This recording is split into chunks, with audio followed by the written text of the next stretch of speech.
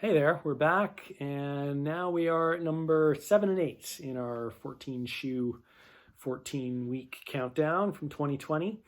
And these are my barefoot shoes. So, yes, I do. I run probably about 25% of my time in barefoot shoes and also barefoot.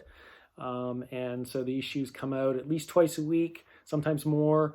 Really depends on the situation, depends on what I'm training for, depends on how healthy I am. Generally speaking, if I have an injury, particularly a lower body injury like a strain or pulled muscle, I'll tend to default to running my barefoot shoes until that injury works its way through my body.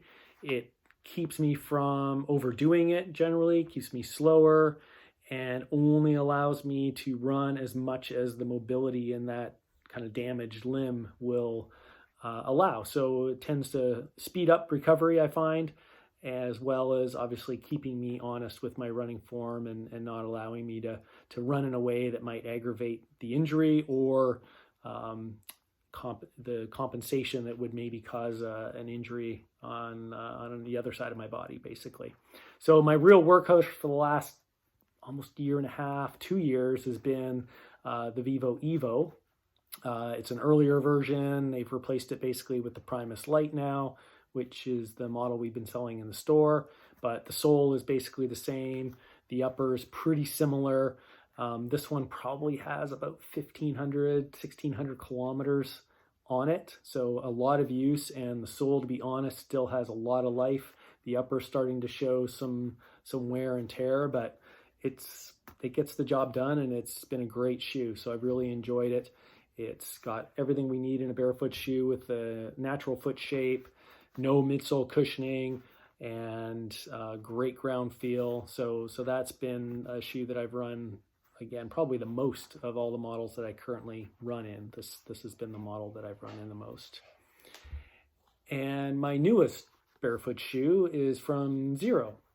So Xero's a company that's been focusing on, started off with barefoot style sandals and has evolved into shoes, and they just keep adding new styles and new technologies, and they have improved their quality. They've improved the look and feel of their shoes dramatically over the last couple of years since we've been selling them in the shop.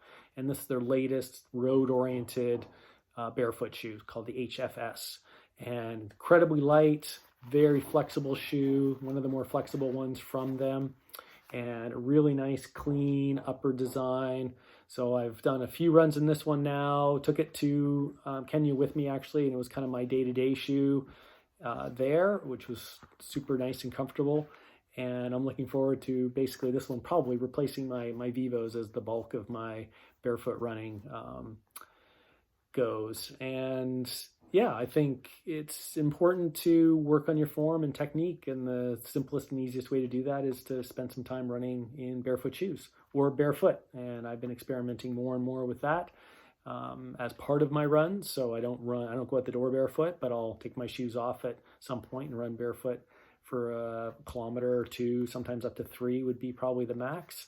And it really helps reaffirm the body's kind of habits, right? Just creating good habits about your running, and that will then translate to the other running that you do, whether you've got big cushy shoes on or a traditional shoe.